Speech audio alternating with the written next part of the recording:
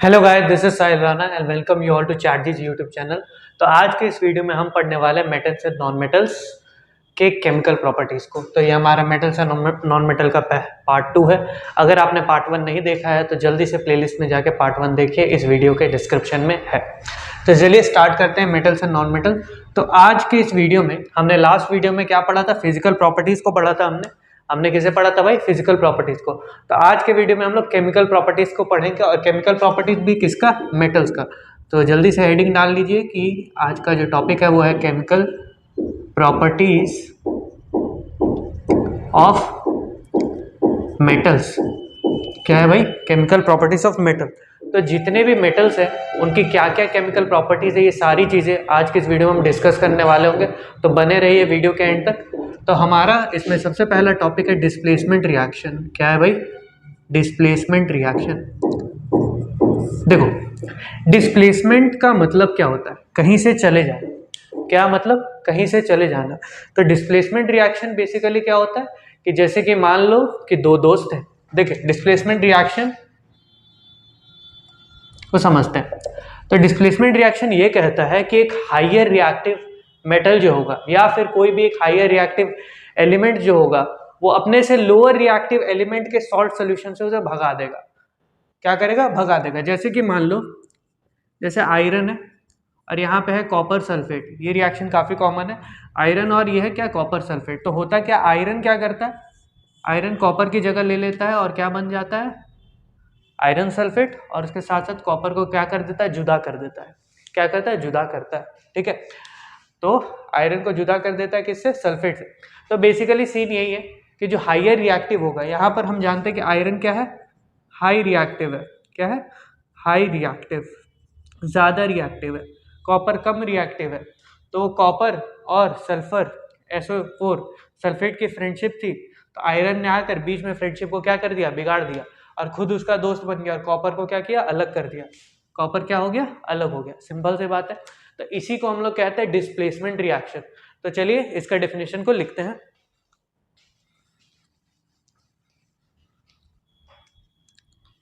The type of reaction in which a higher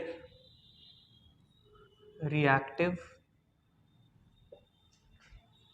element या metal, ठीक है, element metal displaces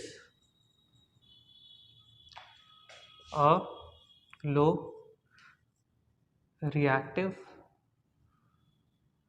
metal from its salt solution। ठीक है। तो उसके सॉल्ट सोल्यूशन में, यानी कि उसके ही घर से उसे भगा देगा कौन? जो हाइयर रिएक्टिव मेटल होगा। ठीक है भाई, देखो समझ आ गया होगा। तो टाइप ऑफ रिएक्शन, एक तरह का रिएक्शन जिसमें कि एक हाइयर रिएक्टिव एलिमेंट, जैसे कि मैंने एग्जांपल दिया था किसका? आयरन का और कॉपर का, कॉपर सल्फेट का। तो आयरन कॉपर सल्फेट होता है तो क्या बनता है? आयरन सल्फेट प्लस कॉपर हो जाता है, अलग हो जाता है। ये एक एग्जाम्पल हो गया आपका, लिख लीजिए एग्जाम्पल 1। एक और एग्जाम्पल देते हैं, एग्जाम्पल 2। अब मान लीजिए यही कॉपर सल्फेट है, इसके साथ अगर मैंने जिंक का रिएक्शन करा दिया तब भी वही सेम होगा, तब भी वही चीज़ होगी। क्या बनेगा? तो यहाँ पे आपका जिंक सल्फेट बनेगा प्लस फिर से कॉपर हो जाएगा अलग। ठीक है, क्लियर है बात? लेकिन अगर मान लो, अब हम लोग जानते हैं कि जिंक जो है वो कॉपर से ज़्यादा रिएक्टिव है। क्या है? ज़्यादा रिएक्टिव है। तो जिंक ने इसे हटा दिया तो अपना जिंक सल्फेट बना लिया। लेकिन व्हाट इफ अगर हम लोग कॉपर को डाल देते हैं FeSO4 में, तब क्या होगा? क्या होगा? तब इसका आंसर है कि जब अगर एक लो रिएक्टिव मेटल को किसी हाइयर रिएक्टिव मेटल के सॉल्यूशन में डालोगे, किसी हाइयर रिएक्टिव मेटल के सॉल्यूशन में डालते हैं, तब कुछ भी नहीं होगा। कुछ भी नहीं होगा। ठीक है, क्योंकि ये क्या है? ज़्यादा रिएक्टिव है, ये तो उससे ज़्यादा रिएक्टिव है। अब ये जो है, अब आयरन के पास इतनी स्ट्रेंथ थी कि इसने कॉपर को अलग कर दिया, कॉपर को वहाँ से भगा दिया। अब कॉपर दोबारा जाएगा बदला लेने के लिए, तो क्या आयरन छोड़ेगा? नहीं छोड़ेगा। सिंपल सी बात है। तो कॉपर का बदला पूरा नहीं होगा। ठीक है, कॉपर का बदला पूरा नहीं होगा। तो इसीलिए कॉपर ने क्या किया? अपने दोस्त कॉपर का एक फ्रेंड है, कॉपर के फ्रेंड को हम लोग मान लेते हैं जिंक। जिंक कॉपर का दोस्त था, तो जिंक क्या किया, आयरन के सल्फेट सॉल्यूशन में गया और जिंक ने आयरन को भगा दिया मार के, और जिंक सल्फेट बनाया और साथ साथ आयरन को कर दिया अलग। और इस कारण से कॉपर का बदला पूरा हुआ, मेरा बदला। कॉपर ने कहा मेरा बदला मेरे दोस्त ने ले लिया, ठीक है। तो जिंक ने कॉपर का क्या ले लिया, बदला, और आयरन क्या हो गया, नीचे चला गया, सेटल डाउन हो गया। सिंपल सी बात है। तो इस तरह से हम लोग डिस्प्लेसमेंट रिएक्शन को समझ सकते हैं कि डिस्प्लेसमेंट रिएक्शन एक्चुअली में होता क्या है। बट अभी आपने ये सोचा कि मुझे कैसे पता कि आयरन ज्यादा रिएक्टिव है, मुझे कैसे पता कि जिंक ज्यादा रिएक्टिव है, तो ये चीजें पता कैसे चल रही है। तो कौन सा मेटल या कौन सा एलिमेंट ज्यादा रिएक्टिव है, इसको जानने के लिए हमें जानना पड़ेगा रिएक्टिविटी सीरीज, ठीक है। तो जल्दी से हेडिंग डालिए, अब हम पढ़ने वाले हैं रिएक्टिविटी सीरीज। चलिए, होप आप नोट कर रहे होंगे, आपने पेन कॉपी लेकर बैठे हो गए, अगर नहीं लेके बैठे हो तो जरूर बैठना, बाजू वाले का मत छीनना। चलिए अब हम पढ़ते हैं रिएक्टिविटी सीरीज।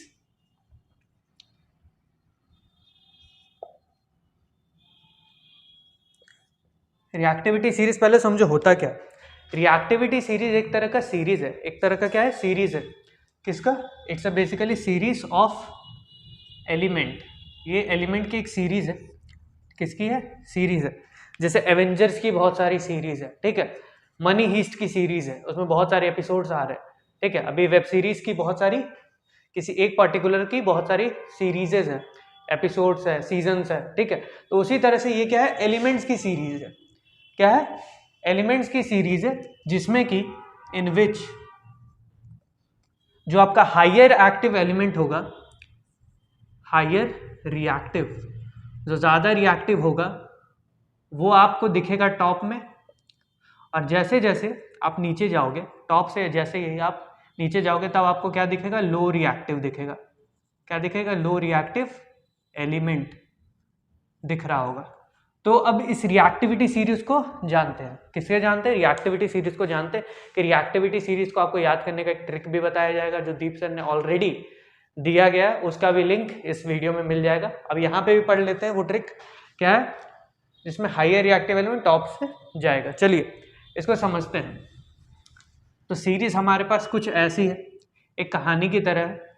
क्या है कहानी, कि कटरीना कार मांगे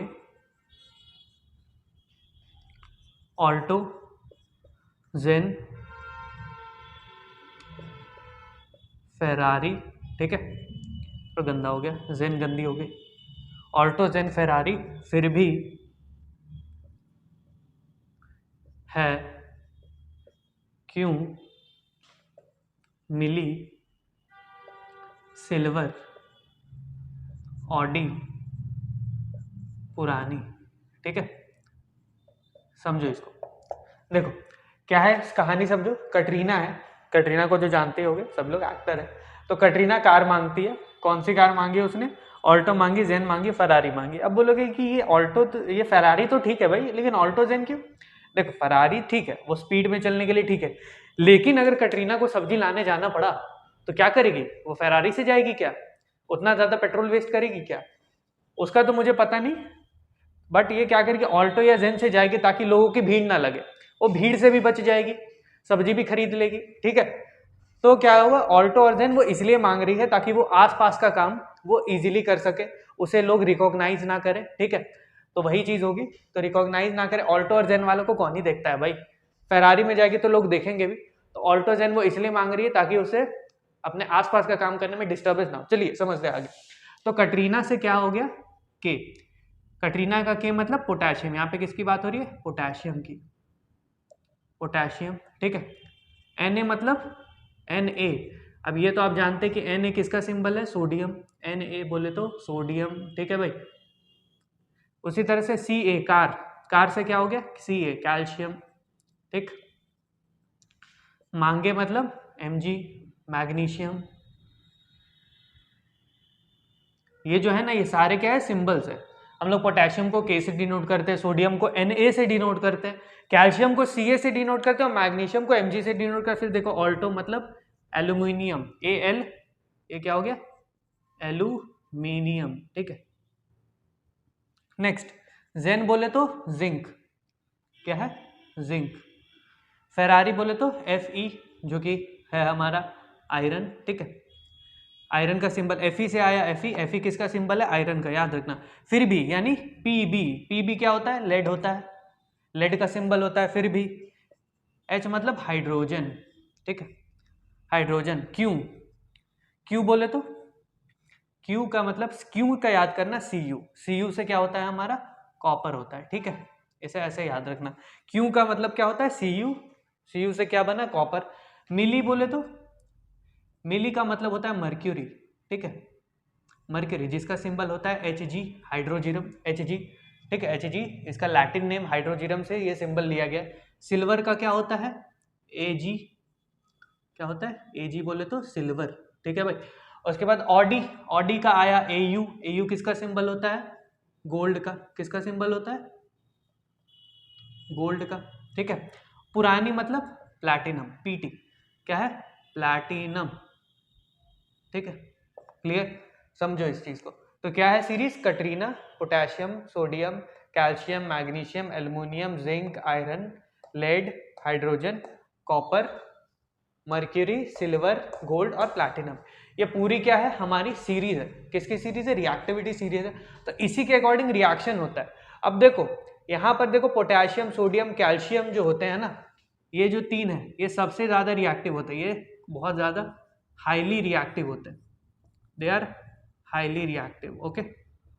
उसके बाद मांगे और एल्युमिनियम, मतलब मैग्नीशियम, एल्युमिनियम, ये सब क्या होते हैं, यहां से लेकर यहां तक आपका हो गया मॉडरेटली रिएक्टिव। ये बेसिकली क्या होते हैं, मॉडरेटली रिएक्टिव होते हैं, ठीक है, ठीक है, हाइड्रोजन से पहले तक, ठीक है, लेड तक ये मॉडरेटली रिएक्टिव होते हैं। और हाइड्रोजन के बाद जितने भी हो गए, हाइड्रोजन के बाद यानी ये पूरी सीरीज, ये वाली पूरी सीरीज, ये बेसिकली बहुत ही ज़्यादा लो रिएक्टिव होती है।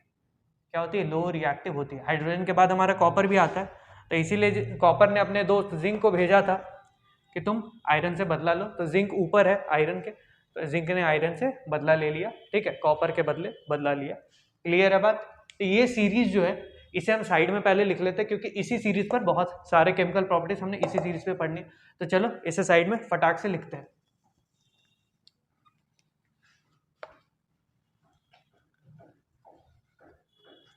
चलिए लिखते हैं, मेरे साथ साथ बोलिएगा, अपने मन में बोलिएगा। कटरीना, कार, मांगे,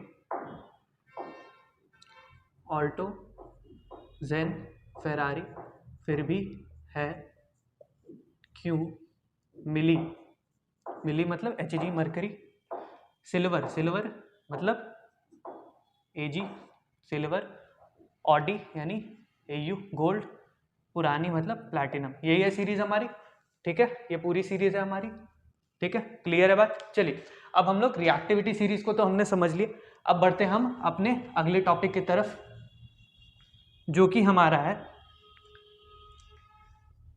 reaction of metals with oxygen. क्या है भाई, reaction of metals with oxygen. हमने अब क्या करना है, मेटल्स का रिएक्शन किसके साथ कराना, ऑक्सीजन के साथ। तो अगर आप देखोगे इन ऊपर के तीन, ठीक है, एक छूट गया, कटरीना, ये Na उल्टा हो गया, ऑक्सीजन के साथ।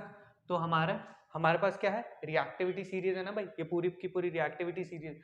तो पूरी रिएक्टिविटी सीरीज को समझेंगे हम लोग इसके मेटल्स के साथ। अब देखो ऊपर के अगर आप मेटल्स को देखोगे तो ये जो दो है, पोटेशियम और सोडियम, क्या है, पोटेशियम और सोडियम। तो पोटेशियम सोडियम जो है वो क्या है, सबसे ज़्यादा रिएक्टिव होते हैं, ये हाईली रिएक्टिव है। ये क्या है, हाईली रिएक्टिव, यानी ये हाईली रिएक्टिव के भी हाईली रिएक्टिव है। हाईली रिएक्टिव हम मैग्नीशियम तक मांगते हैं, मैग्नीशियम तक हम हाईली रिएक्टिव मानते हैं, इसे हम मॉडरेटली रिएक्टिव मानते हैं, और इसे हम लोग लो रिएक्टिव मानते हैं, लो रिएक्टिव वाले। रुकिए दूसरे कलर से समझो, ये जो है ये वाली एकदम हाईली रिएक्टिव वाली सीरीज है मैग्नीशियम तक, ठीक है, मैग्नीशियम तक एकदम हाईली रिएक्टिव, उसके बाद ये वाली जो है ये मॉडरेटली रिएक्टिव। ये एक तरह से है हमारा काइंड ऑफ मतलब स्टार्ट होना, जैसे नंबर लाइन स्टार्ट होती है ना जीरो से, ये हमारा एक नल पॉइंट की तरह काम करता है हाइड्रोजन। और हाइड्रोजन के नीचे जितनी भी होगी इसको हम लोग लो रिएक्टिव बोलते हैं। क्या बोलते हैं? Low reactive. क्लियर है बात? तो चलिए समझते हैं हाईली रिएक्टिव मेटल्स। तो हमारा जो पोटेशियम जो होता है, पोटेशियम के साथ अगर हमारा ऑक्सीजन का एडिशन होता है, क्या होता है? पोटेशियम के साथ हमारा जब भी ऑक्सीजन का एडिशन होगा तो ये क्या बनाएगा? पोटेशियम ऑक्साइड बनाता है। ठीक है, ठीक है। उसके साथ साथ अगर हमारा सोडियम का रिएक्शन ऑक्सीजन के साथ होता है तो ये भी ऑक्साइड बनाएगा। ठीक है, ठीक है, ऑक्साइड्स तो बनाएगा। बट क्या आपको पता है कि ये जो सोडियम होते हैं, ये जो पोटेशियम होता है, इन्हें हम लोग स्टोर करते हैं केरोसिन ऑयल में। इन्हें हम कहाँ स्टोर करते हैं? They are stored basically in kerosene. ये इतने हाईयर रिएक्टिव होते हैं कि इन्हें हमने केरोसिन में स्टोर करना होता है, केरोसिन ऑयल में स्टोर करते हैं। क्यों करते हैं? क्योंकि जैसे ही इन्हें ऑक्सीजन मिलेगा ये अचानक से जल जाएंगे, अचानक से कंबशन हो जाएगा इनमें, अचानक से जलने लगेंगे, अचानक से कंबशन हो जाएगा, बहुत फास्ट होगा, जो भी चीज़ होगी बहुत ज़्यादा फास्ट होगी, बहुत ज़्यादा विग्रस रिएक्शन होगी। ठीक है, तो ये जो दोनों रिएक्शन जो आप देख रहे हो ना, ये बहुत ज़्यादा क्या है? विग्रस है, विग्रस है, एकदम तेज। ठीक है, एकदम तड़प है। इन दोनों को क्या है? तड़प है ऑक्सीजन से मिलने की। ठीक है, क्लियर है बात? चलिए आगे बढ़ते हैं। उसके साथ साथ अगर हम इनकी बात करें तो ये आपके ऑक्सीजन के साथ रिएक्ट करते हैं और ऑक्साइड्स बनाते हैं, बट इनका रिएक्शन उतना ज़्यादा विग्रस नहीं होता। मैग्नीशियम का रिएक्शन या कैल्शियम का रिएक्शन उतना ज़्यादा विग्रस नहीं होता, बट इन दोनों का रिएक्शन बहुत ज़्यादा विग्रस होता है और इन्हें केरोसिन ऑयल में भी स्टोर करके रखना पड़ता है। क्लियर हो रही है बात है? चलिए और एग्जाम्पल्स लेते हैं। ये तो हमारे हाइयर रिएक्टिव वालों की, ये तो हाई रिएक्टिव। अब उसके अलावा देखिए एल्युमिनियम का रिएक्शन कर दो, एल्युमिनियम का रिएक्शन कर दो ऑक्सीजन के साथ तो क्या बनेगा? Al2O3, एल्युमिनियम ऑक्साइड्स बन जाएगी। उसके साथ साथ जिंक का रिएक्शन कर दो ऑक्सीजन के साथ, क्या बनेगा? जिंक ऑक्साइड बन जाएगी। क्लियर है बात? उसके साथ एक और है मैग्नीशियम का रिएक्शन, काफ़ी इंपॉर्टेंट है, Mg+O2 इस MgO। अब देखो मैग्नीशियम और ऑक्सीजन का जब भी रिएक्शन होता है तो यहाँ पे मैग्नीशियम रिबन को बर्न किया जाता है। किसको बर्न किया जाता है? मैग्नीशियम रिबन को बर्न किया जाता है in the presence of oxygen. और जब मैग्नीशियम रिबन बर्न कर रही होती है तब एक वाइट कलर की फ्लेम होती है। वो जो फ्लेम कलर होता है वो क्या होता है? White flame. तो यहाँ पर जो आपको फ्लेम मिलेगा, फ्लेम वो एकदम डार्जलिंग वाइट होगा, चमकता हुआ। ठीक है, डेजलिंग वाइट फ्लेम होगा जिसे आप ऑब्जर्व करोगे, जिसे आप ऑब्जर्व कर रहे होगे जब आप ये रिएक्शन करोगे, जब आप मैग्नीशियम इन फॉर्म ऑफ, यहाँ पर होता है रिबन, RIBBON। ठीक है, magnesium in form of ribbon use किया जाएगा जलाने के लिए। और ये जो मैग्नीशियम ऑक्साइड होगा ये एक वाइट पाउडर की तरह होता है। किसकी तरह? एक वाइट पाउडर की तरह होता है। होप आपको ये वाला पार्ट एकदम समझ आ रहा होगा। क्लियर है बात है? ठीक है, तो जितने भी आपके रिएक्शंस, जितने भी मेटल्स होते हैं वो सारे ऑक्सीजन के साथ रिएक्ट करते हैं और एक क्या बनाते हैं? ऑक्साइड बनाते हैं। तो इसे हम शॉर्ट में एक चीज लिख सकते हैं। इसे लिखने का हमारा एक सिंपल सा तरीका हो सकता है कि जो भी हमारा मेटल होगा उसके साथ कभी भी ऑक्सीजन का रिएक्शन होगा तब वो क्या बनाएगा?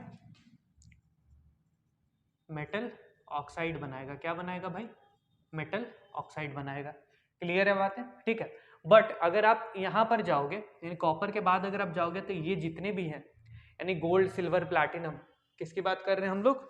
गोल्ड, सिल्वर और प्लैटिनम की बात कर रहे हैं। देखो तो जो हमारा गोल्ड होगा, जो हमारा सिल्वर होगा, जो हमारा प्लैटिनम होगा PT, तो ये तीनों रिएक्शन, इन तीनों का रिएक्शन नहीं होता है। They are not reactive that much. ये लोग बहुत ज़्यादा लो रिएक्टिव होते हैं। इसीलिए देखोगे कि जो गोल्ड की चीज़ें हैं, जैसे सोने की जो चेन है ना, वो बहुत टाइम तक चमकती रहेगी। आप कितना भी यूज़ कर लो, बहुत टाइम तक वो चमकती रहती है। बहुत ज़्यादा साल तक यूज़ करने के बाद ही उसमें थोड़ी थोड़ी गंदगी दिखती है और उसे भी हम बहुत ईजिली साफ करा पाते हैं। सिल्वर के केस में भी वही सेम चीज़ है। ठीक है, तो ये दोनों बहुत ज़्यादा लीस्ट रिएक्टिव होते हैं और इसीलिए क्या करते हैं, ये मेटल ऑक्साइड नहीं बनाते हैं। क्लियर है बात है? तो गोल्ड, सिल्वर, प्लैटिनम हमारे रिएक्शन नहीं करता है। और जो आयरन के साथ भी अगर जो रिएक्शन होता है वो भी काफ़ी टाइम टेकिंग होता है। आयरन के साथ ऑक्सीजन का reaction in the sense rust का बनना। किसका बनना? रस्ट का बनना। तो आयरन का भी रिएक्शन हम लोग लिखते हैं कि Fe प्लस O2 जो होगा तो ये हमारा बनाता है Fe2O3 और उसके साथ साथ यही बनाएगा। और इसी Fe2O3 को हम लोग बोलते हैं फेरिक ऑक्साइड। क्या बोलते हैं? Ferric oxide. ठीक है, तो या तो ये फेरिक ऑक्साइड भी बना सकता है या एक और था, या तो ये फेरस ऑक्साइड भी बना सकता है FeO, ये दोनों चीजें बना सकता है। ठीक है, ऑक्सीजन के साथ। तो ये जो हमारा फेरिक ऑक्साइड होता है ना, इसी को हम लोग आम भाषा में रस्ट कहते हैं, जंग कहते हैं। इसी को हम लोग क्या कहते हैं? जंग लगना कहते हैं। क्लियर है बात है? चलिए आगे बढ़ते हैं।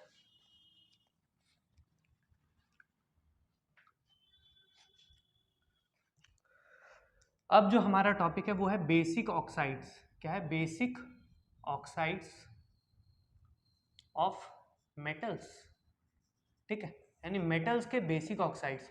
तो बेसिक ऑक्साइड्स ऑफ मेटल का मतलब कुछ इस तरह से समझो कि दोज ऑक्साइड्स ऑफ मेटल्स, लिखो दोज, लिख रहे,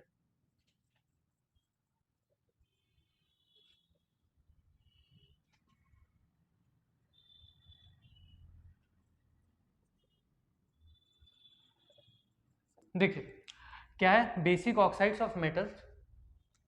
तो क्या कहता है कि those oxides of metal, metals के ऐसे ऑक्साइड जिन्हें अगर आप पानी के साथ रिएक्ट कराएंगे, which is when added in water और रिएक्टेड विथ वाटर मेक्स और फॉर्म्स एल्कली और बेस, यानी या तो वो एक बेस बना लेगा या तो बेस एल्कली बनाता है। अब इसके एग्जाम्पल क्या होता है? जैसे कि हमारा सोडियम ऑक्साइड होता है। क्या होता है? Sodium oxide. ये क्या है भाई? हमारा है, ये हमारा है सोडियम ऑक्साइड है।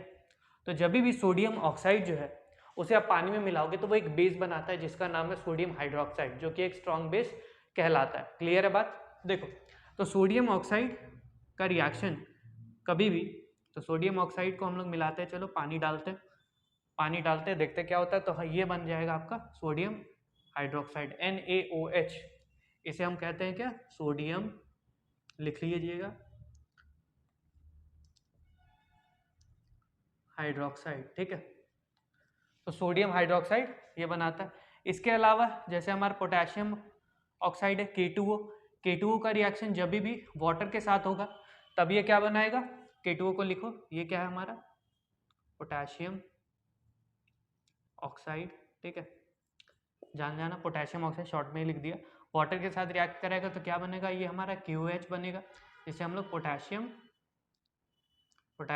हाइड्रोक्साइड बोलते हैं। ठीक है, शॉर्टकट में पोटेशियम की हाइड्रोक्साइड बोलते हैं, जो कि हमारा एक बेस है। ये हमारा एक बेस है और ये बेस एल्कली है।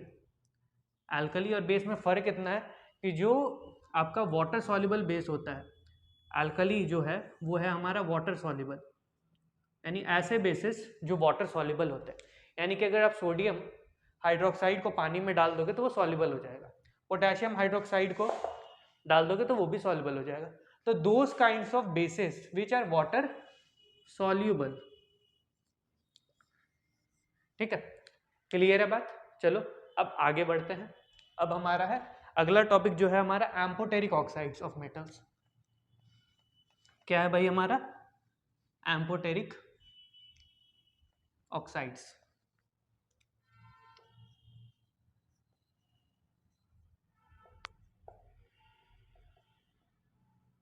एक बार स्पेलिंग देख लेना, ठीक है? मेरे I am not good at spellings, you know all. आप लोग जानते हैं कि सर की स्पेलिंग बहुत ज़्यादा अच्छी नहीं, बट इट्स क्वाइट गुड। तो एम्फोटेरिक ऑक्साइड्स ऑफ मेटल को समझते हैं। तो एम्फोटेरिक ऑक्साइड्स ऑफ मेटल है क्या? देखो, तो एम्फोटेरिक ऑक्साइड्स ये ऐसे ऑक्साइड्स होते हैं जो कभी भी वो एसिड के साथ भी रिएक्ट करेंगे और बेस के साथ भी रिएक्ट करेंगे। इनके साथ अगर एसिड या बेस डालोगे तो ये आपको देगा सॉल्ट और उसके साथ देगा पानी, सॉल्ट प्लस वाटर। समझ रहे हो चीज़ों को? देखो क्या है, ये हमारा एम्फोटेरिक ऑक्साइड्स जब भी किसी एसिड के साथ या किसी बेस के साथ रिएक्ट करेगा तब वो हमें क्या देगा?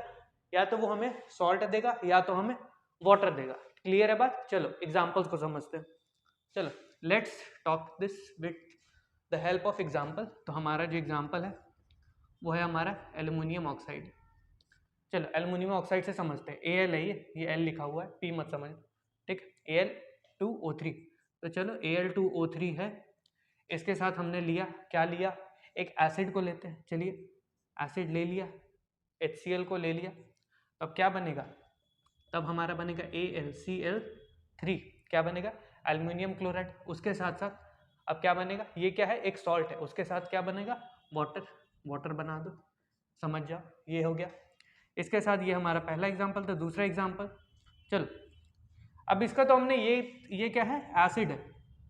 कौन सा एसिड, इसे हम कहते हैं हाइड्रोक्लोरिक एसिड, हाइड्रोक्लोरिक एसिड, ठीक है, ये क्या है, एक हाइड्रोक्लोरिक एसिड है। अब इसका रिएक्शन चलो अब हम बेस के साथ कराते हैं। तो Al2O3 प्लस एक बेस लिया जाए, एक बेस क्या है हमारा, NaOH को लेते हैं। तो जब ये NaOH के साथ रिएक्ट करेगा, देखो अब ये अगर NaOH के साथ रिएक्ट करेगा तब इसे क्या बनाना चाहिए, सोचो, तब ये हमारा बनाएगा सोडियम एल्यूमिनेट, ठीक है, सोडियम एल्यूमिनेट, ठीक है, ये हमारा सोडियम एल्यूमिनेट जो कि एक हमारा सॉल्ट है, और इसके साथ ये क्या बन गया, वाटर बन गया, ठीक है। तो एक सीक्वेंस को लिख सकते हैं कि एक सीक्वेंस लिखते चलिए कि जो भी एम्फोटेरिक ऑक्साइड होगा उसका रिएक्शन कभी भी किसके साथ होगा, कभी भी किसी एसिड A या किसी बेस B के साथ रिएक्ट होगा तब वो क्या बनाएगा, एक सॉल्ट बनाएगा, क्या बनाएगा, सॉल्ट बनाएगा, और उसके साथ साथ वो पानी बनाएगा। क्लियर है बात, समझ आ रहा होगा आपको। चलिए आगे बढ़ते हैं अपने अगले टॉपिक की तरफ।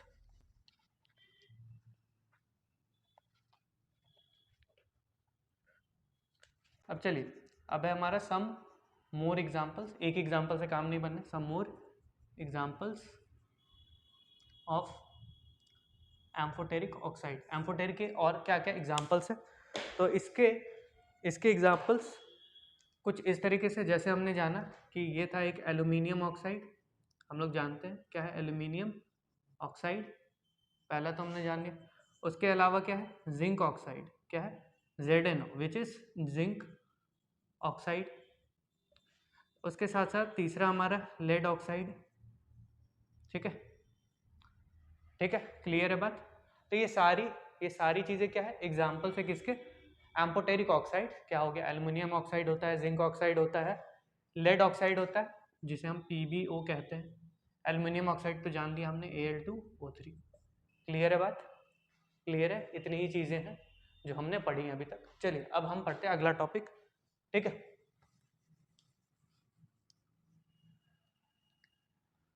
अब जो हमारा अगला टॉपिक है वो है हमारा रिएक्शन ऑफ विथ वाटर, क्या है, रिएक्शन विथ वाटर, पानी के साथ किस तरह से रिएक्शन होगी, किस तरह से पानी के साथ ये सारे जो सीरीज वाली मेटल्स किस तरह से रिएक्ट कर रही होंगी।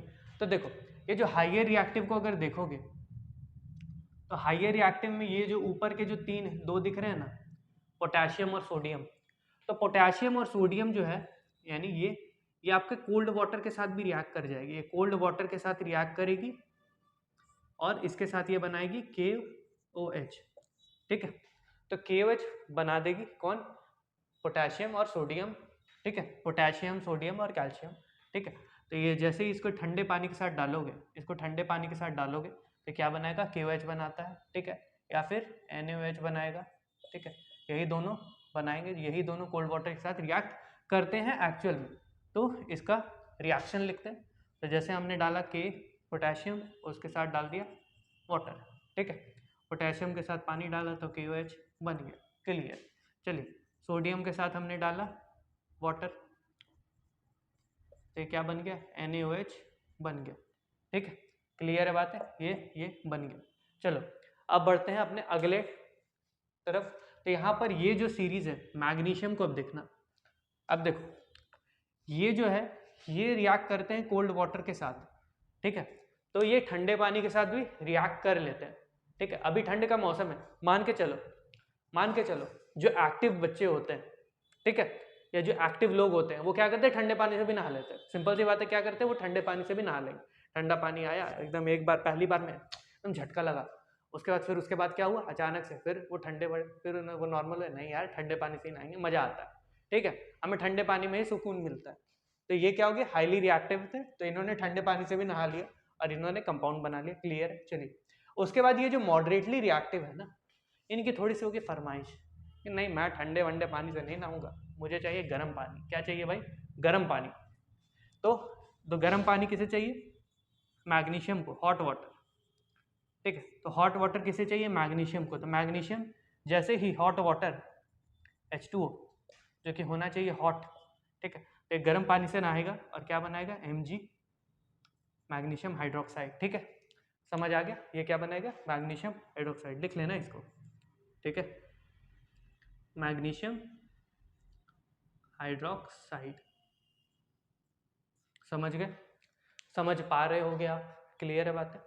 तो ये मैग्नीशियम हाइड्रोक्साइड के साथ रिएक्ट करता है और मैग्नीशियम हाइड्रोक्साइड बनाता है और इसको चाहिए ठंडा पानी नहाने के लिए। उसके बाद चलते हैं, आगे बढ़ते हैं दोस्तों, विच इज़ आपका मॉडरेटली रिएक्टिव वाला सीरीज। तो मॉडरेटली रिएक्टिव में हमारा आता है एल्युमिनियम, एल्युमिनियम आता है, जिंक आता है, आयरन आता है और क्या, लेड भी आता है।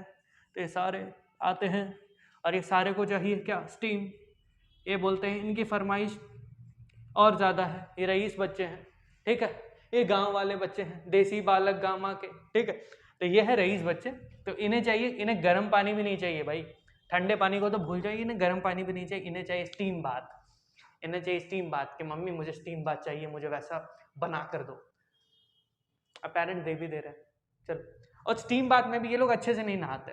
देखो यहाँ पर ये जो क्या इन्होंने क्या बनाया था? हाइड्रोक्साइड्स बनाए थे, सोडियम के हाइड्रोक्साइड, पोटेशियम के हाइड्रोक्साइड, मैग्नीशियम के हाइड्रोक्साइड। बट ये जितने भी है ना, जैसे एल्युमिनियम को, एल्युमिनियम का रिएक्शन करा दो, या तो एल्युमिनियम का रिएक्शन करा दो, या तो जिंक का रिएक्शन करा दो, या तो आयरन का।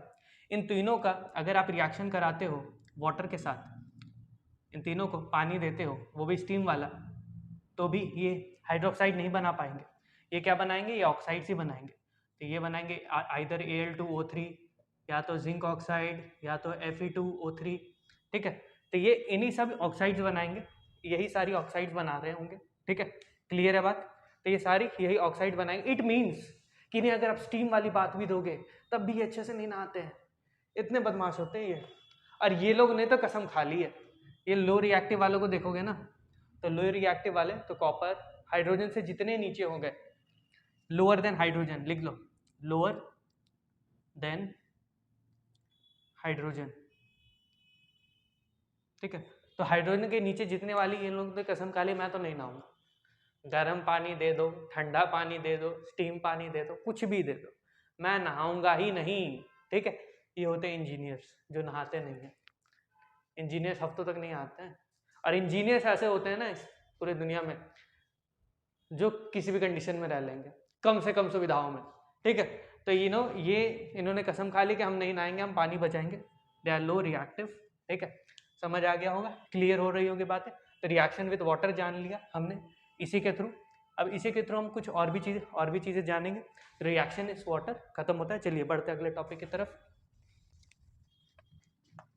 अरे मिट गया। अब देखो, अब हमारा अगला टॉपिक है reaction of metals with acid. क्या है? एसिड। अब हम करेंगे मेटल्स का रिएक्शन एसिड्स के साथ। एसिड्स क्या क्या हो गए? हाइड्रोक्लोरिक एसिड हो गया, या सल्फ्यूरिक एसिड हो गया, या नाइट्रिक एसिड हो गया। ये तीनों एसिड्स हो गए। ये जो है सल्फ्यूरिक एसिड के बारे में एक चीज़ जान लो, इसे हम किंग ऑफ केमिकल्स कहते हैं। क्या कहते हैं? किंग ऑफ केमिकल्स, क्योंकि ये बहुत ज़्यादा ये होता है ताकतवर। ये अगर आपके हाथ पर गिर जाए आपका हाथ जल जाएगा, इतना ज़्यादा स्ट्रॉन्ग होता है। This is basically strong sigma, it is what? Sigma male, okay, sigma male, no one can handle it. ये अलग ही है भाई, ये राजा है। This is what? Sigma male. तो चलिए रिएक्शन करते हैं इसका मेटल्स के साथ। तो आप देखोगे जितने भी एसिड्स में आप एक कॉमन चीज़ पाओगे, हाइड्रोजन हमेशा रहता है। हाइड्रोजन हाइड्रोजन हाइड्रोजन, इन तीनों एसिड्स में आपने देखा हाइड्रोजन इज प्रेजेंट, ओके। तो हाइड्रोजन से नीचे वाले जितने हैं ना, यहाँ से ये नीचे वाले, ये एसिड के साथ रिएक्ट नहीं करते, they don't react at all, react at all. ये हाइड्रोजन के साथ रिएक्ट, मतलब एसिड के साथ रिएक्ट नहीं करेंगे। हाइड्रोजन से ऊपर वाले जितने भी हैं ना, इनको क्या करो, इनको आप कोई भी एसिड दे दो, जैसे मान लो मैंने H2SO4 दे दिया। H2SO4 किसको दे दिया, चलो पोटेशियम को दे दिया, सोडियम को दे दिया, कैल्शियम को दे दिया, मैग्नीशियम को दे दिया, तब ये क्या बनेगा, तब ये बनाएंगे अपना खुद का सॉल्ट, यानी यहाँ पे फिर बन जाएगा एक मेटल का सॉल्ट, ठीक है, मेटल सॉल्ट बनेगा। और उसके साथ साथ क्या बनेगा, हाइड्रोजन गैस रिलीज हो जाएगी, उसके साथ हाइड्रोजन गैस उड़ जाएगी, अप एरो दे दिया।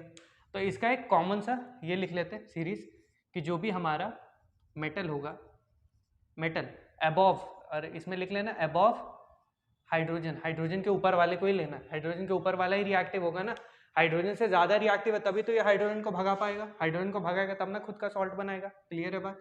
तो हाइड्रोजन के अबव वाला जितने भी मेटल्स होंगे वो जैसे ही रिएक्ट करेंगे किसके साथ, जैसे ही वो रिएक्ट करेंगे एसिड के साथ, जैसे ही उन्होंने एसिड के साथ रिएक्ट करेंगे वो क्या बनाएंगे, एक सॉल्ट बना लेंगे, अपना सॉल्ट बनाएंगे, उसके साथ साथ वो H2 गैस को क्या कर देंगे, रिलीज। क्लियर है बात, ठीक है भाई। तो यहाँ पर हमारा आज का केमिकल प्रॉपर्टीज वाला टॉपिक होता है खत्म। अभी चैप्टर खत्म नहीं हुआ, एक और वीडियो आने वाला, तो वेट करना भाई वीडियो के लिए। तब तक के लिए जय हिंद, ऑल द बेस्ट सबको।